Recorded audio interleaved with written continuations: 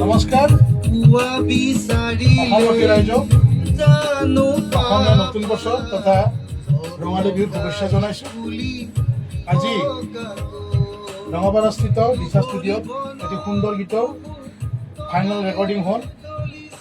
গীতটিত কণ্ঠদান কৰিছে মোৰ ভাতৃপ্ৰতিম তপন কুমাৰ শৰ্মা। নমস্কাৰ। তেওঁ ভাল গীত গায়, ভাল সুৰ কৰে।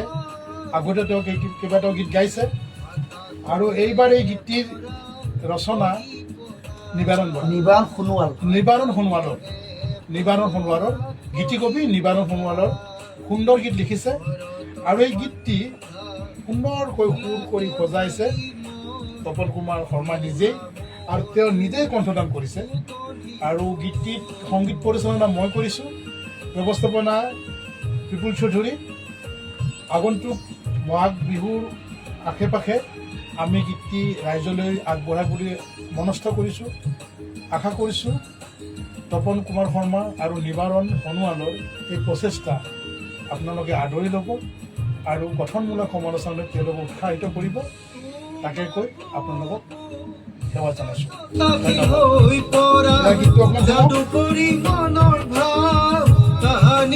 আজি গাইছেহে, এইটো ফাইনেলটো হোৱা নাই। ইয়াত বহুত কাম আছে, মিক্সিং আছে, মাষ্টাৰিং আছে। ধন্যবাদ।